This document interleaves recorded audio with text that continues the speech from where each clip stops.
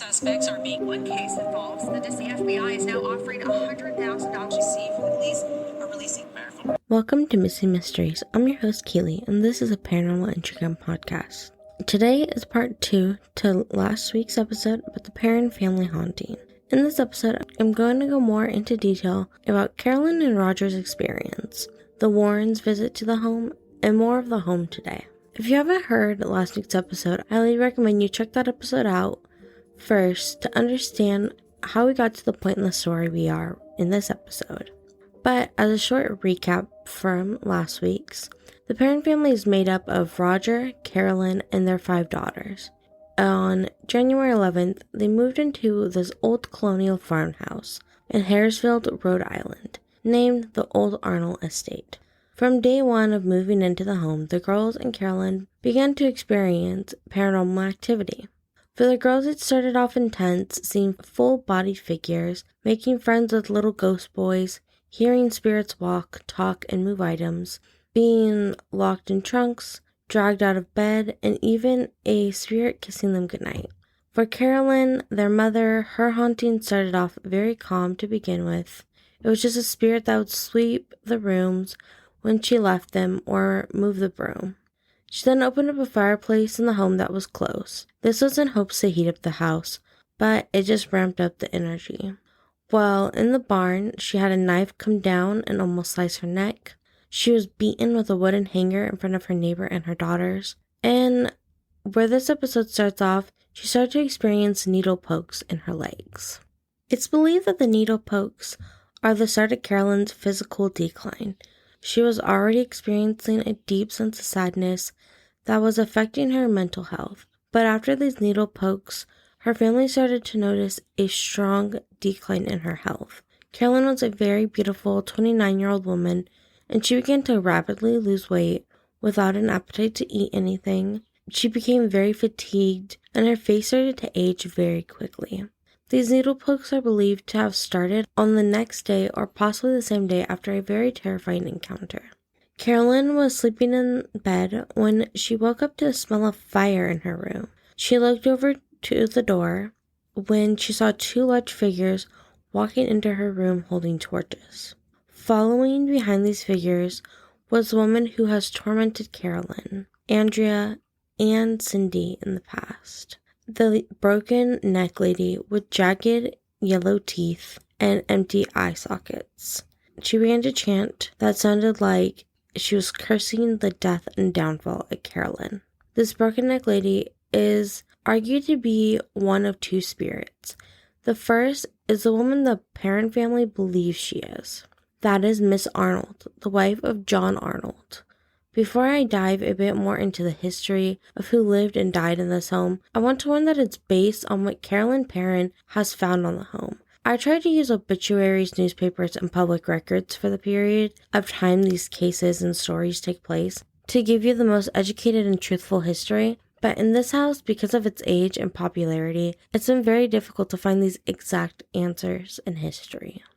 Based on the Perron family books, Miss Arnold was the wife of John Arnold, who completed suicide at the age of 97 in the barn after the death of her husband.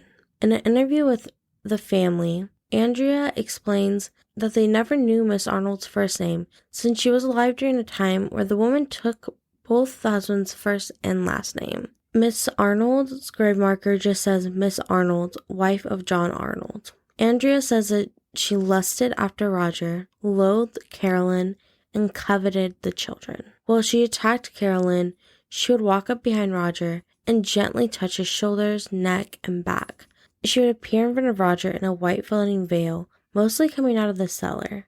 On one occasion, he was sitting in the living room when he heard the cellar door open. He asked, "What the heck was that?" Then shouted, "You're going to come in here, sit down and talk to me, or get out." After shouting this, the cellar door slammed shut. This broken neck lady is also believed to be a woman named Bathsheba Sherman. If you remember, the parents had a dog that they named Bathsheba 2 years before moving into the old farmhouse, but the name Bathsheba didn't come from the Perron family. The Perron family do believe that Bathsheba could be a spirit in the home, but don't believe she's a spirit that was attacking Carolyn on the level that she was while living in the home. Bathsheba Sherman was born Bathsheba Thayer in 1812. She married her husband Judson Sherman in 1844 at 32 years old. Judson ran a 200-acre farm in Harrisfield, Rhode Island, only miles away from the old Arnold estate. While Bathsheba was babysitting one of the local children, an accident happened where the child's skull had been impaled by what many believed was a knitting needle and sadly passed away. Depending on the sources, some say Bathsheba went to court and was found not guilty, while some say the child's death was named an accident right away, despite local mothers being very upset that Bathsheba did not get in trouble for the death of this child. Bathsheba was turned into a legend and made out to look like a witch, many saying she sacrificed her child to Satan for eternal life. This story has been changed, and Bathsheba painted out to be a horrible baby-killing witch, especially in the Conjuring movies. But ultimately, she was a normal farmer's wife who was around for a very sad accident. Bathsheba did have her own children, but by the stones in her family grave plots, it seems like none of them made it to adulthood, though their graves are hard to read today. Some sources claim she had a son who lived through adulthood and way past his parents' life. Judson, her husband, passed away in 1881, and Bathsheba died on May 25th, 1885 from a stroke. She was believed to be a grumpy shut-in after her husband's death, but there was no proof that she was ever a witch. The first person to bring up Bathsheba's name in the actual old farmhouse was Lorraine Warren. I spoke a little bit about Lorraine in last week's episode, but let's actually get into how Lorraine and Ed Warren came into the Perron's life. In the movie The Conjuring, Carolyn comes to the Warrens' lecture at a college, but Carolyn didn't actually seek out the Warrens. In August of 1973, Carolyn saw an ad in the paper for a paranormal investigation group named PIRO, or Parapsychology Investigation and Research Organization, from Rhode Island College, requesting for locations to investigate. Carolyn called PIRO, run by Keith and Carl Johnson, twin brothers, paranormal investigators, and demonologists, but at this time, paranormal investigators in training, to tell them she had a haunted farmhouse for them to come investigate. When Keith and Carl first arrived at the house in August of 1973, before even getting out of the cars, it felt like something was just off. But they went into the house to meet the family anyways. The parents were very welcoming to them, friendly, and immediately started to open up to them about what they had been experiencing in the home. Not too long into being at the home and speaking to the parents, Keith and Carl heard what sounded like people walking or talking in the girls' bedroom upstairs. The parents explained to them that this was something they regularly heard, and the investigation team headed upstairs where Carl had his first experience in the home. Carl was standing in one of the rooms when he saw a black mist start to come towards him. The black mist engulfed Carl, and he closed his eyes, and when he opened them, the mist was gone. Then Keith had an experience that really set off the way their investigation was going to go. He was standing near the window talking to the Perron family. This window was stuck open because of the humidity of the August air on an old wood home. During his conversation with the family, he asked them if they belonged to any religions or have any religious beliefs. The parents told Keith that they were Catholics, and he advised them to call upon the name of Jesus for protection in the home. Then, in front of multiple people, the window that was stuck open slammed shut so hard they remember it almost shaking the whole room. In that moment, Keith believed that whatever was in this old farmhouse was a demonic spirit that he explained never walked the surface of this earth. Pyro investigated the home on and off for a month before the Warrens became aware of this old ranch house. Keith and Carl met Ed and Lorraine Warren during a seminar the Warrens were teaching in September of 1973. During the seminar, the brothers spoke to the Warrens about their investigation at the old ranch house, and Ed and Lorraine must have taken an interest or felt the parents needed help enough that they showed up at the home on October 30th, 1973. They showed up that night, on the 30th, all the way from their home in Monroe, Connecticut. Carolyn let them in, thinking they were a lost couple, and showed them to the phone so they could call for help. At this time, Lorraine walked over to the stove, closed her eyes, and told Carolyn, "There's a malevolent spirit in this house by the name of Bathsheba." Some say that Lorraine knew who Bathsheba was before this point, but to this day, the parents believe that she was not aware before visiting the home. This night was the first of the Warrens' 6 visits over the period of a year and a half. Andrea has shared a few times she believes these visits came with the best of intentions to help, in the long run would increase the activity at the home, especially for Carolyn. When Ed and Lorraine Warren began their investigation in the home, it wasn't too long after that Keith and Carl left without finishing or telling anyone why. Till over 40 years later, when they were on a Ghost Adventure special on the home, where they returned and talked about a black figure or mist that felt evil or intimidating, scaring them out of the home.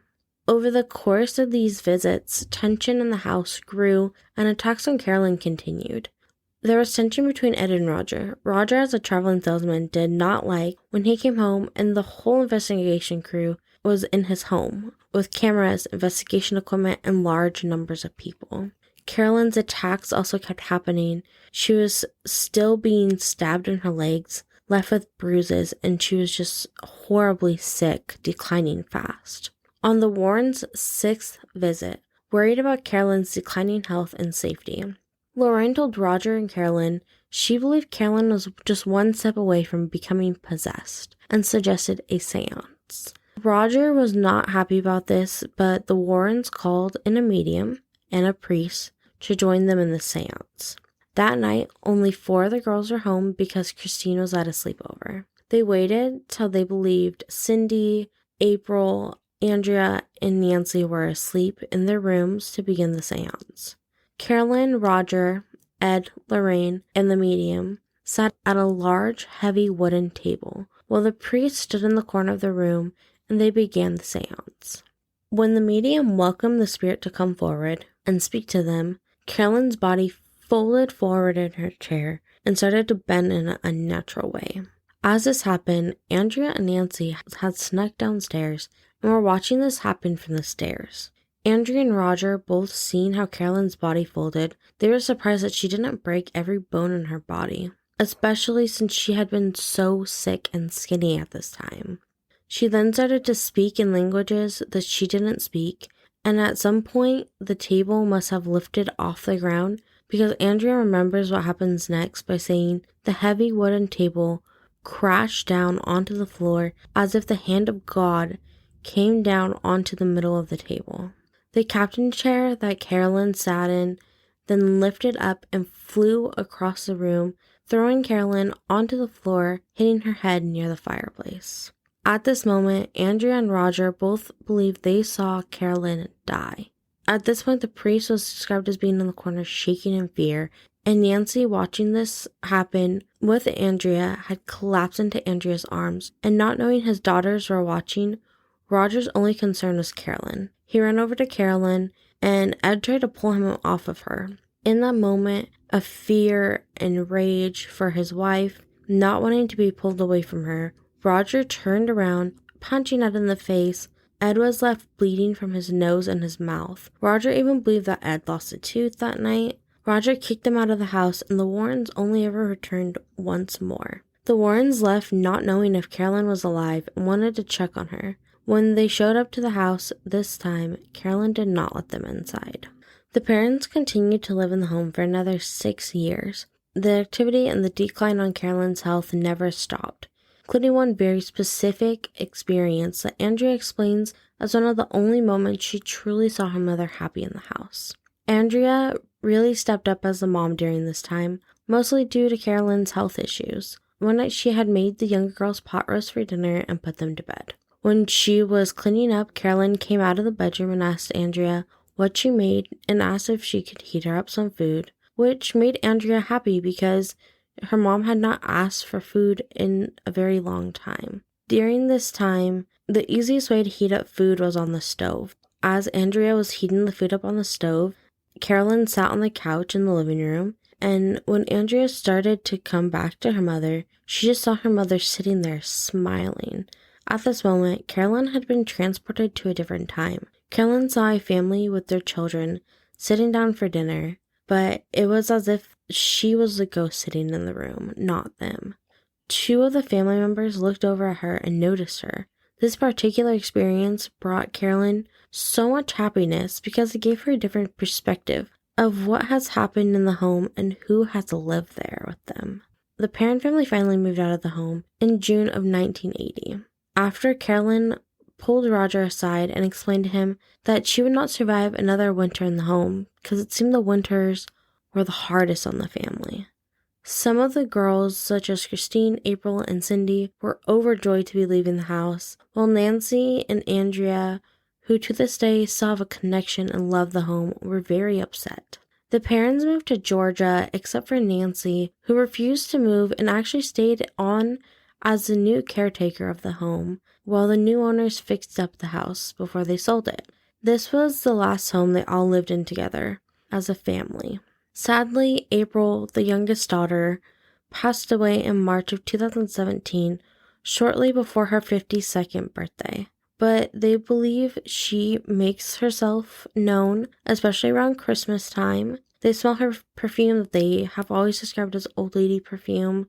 They speak about her often, especially in recent interviews and shows they appear on, with nothing but kind words and love for their little sister. For now, the Perron family have been working on screenplays to tell their version of the story outside of the books, in possibly a miniseries or set of movies. Andrea, who is leading the project and writing the screenplays, wants it to be a miniseries or a TV show, but Roger wants these to be made into a movie so it can be seen by all who saw the Conjuring movies. As for the home, we do not know the owners who bought it and allowed Nancy to live in it, but the owners we do know after the parents were named Norma Sutcliffe and Jerry Helfrich, who bought the home in 1983, only 3 years after the parents moved out. They definitely didn't have the experiences the parents had, even maybe being skeptical of the home being haunted. But an interesting fact I found about Norma and Jerry is how similar the way they bought the home was to the parents. Norma bought the home without asking Jerry, but knew he would fall in love with it the moment he saw it. Both of them being obsessed with old homes, sure enough, Jerry fell in love with the home. His favorite room in the house is what he turned into a library/office space that used to be Carolyn and Roger's bedroom, which oddly enough was where Carolyn got attacked the most by the spirits. In the home, Norma and Jerry experienced knocks on the front door and throughout the house, doors open and close, the fridge would open by itself at times, which Norma all chalked up to the house being old and floors uneven. They would see a blue light flash in the master bedroom, which used to be the girls' room, and the parent girls actually would see that as well.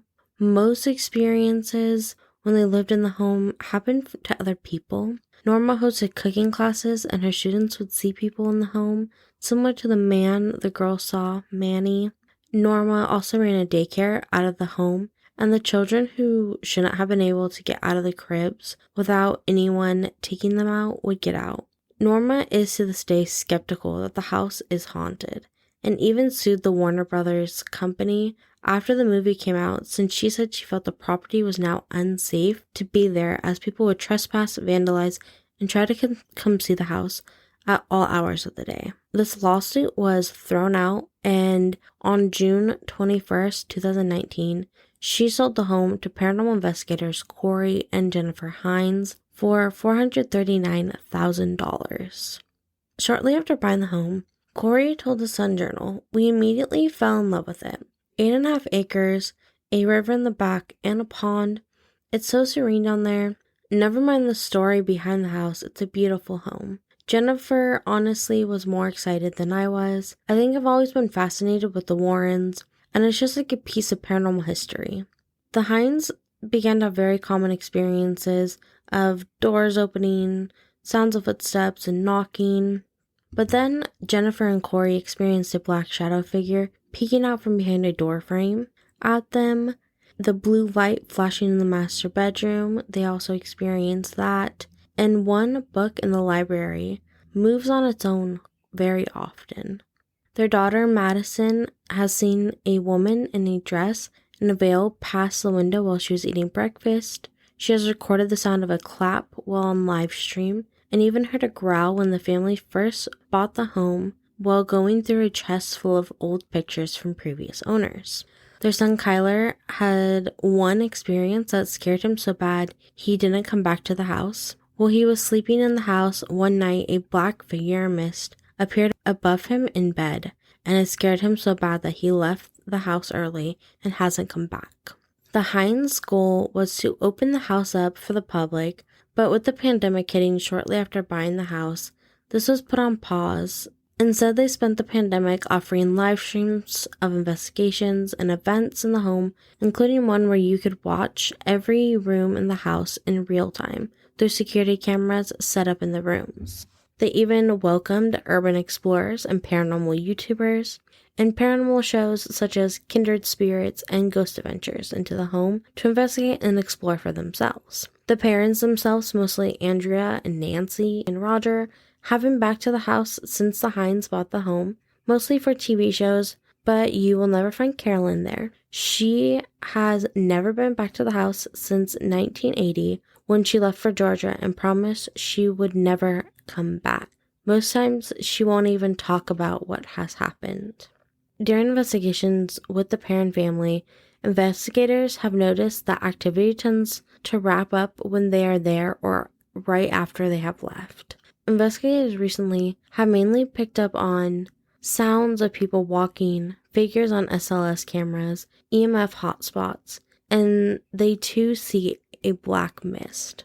Kindred Spirits and Ghost Adventures have both picked up very compelling evidence of this black mist / figure that I will be sharing on the podcast Instagram and Facebook for you to tell me what you think. One other really interesting fact is when the Hines bought the house, they went down into the cellar and they found an old toy chest from when Norma ran a daycare in the house, and it had drawings of the broken neck lady in it.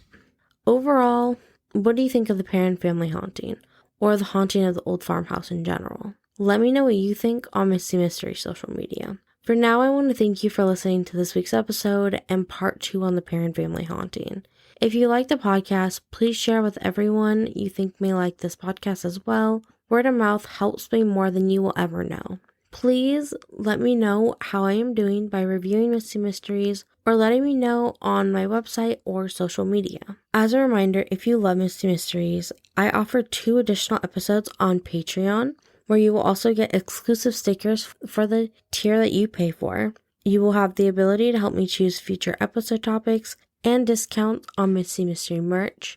I truly appreciate any support you can show the podcast. Even listening is more than I can really ask for. I hope you have an amazing weekend. Stay safe, stay hydrated, and I will see you next week for a true crime episode.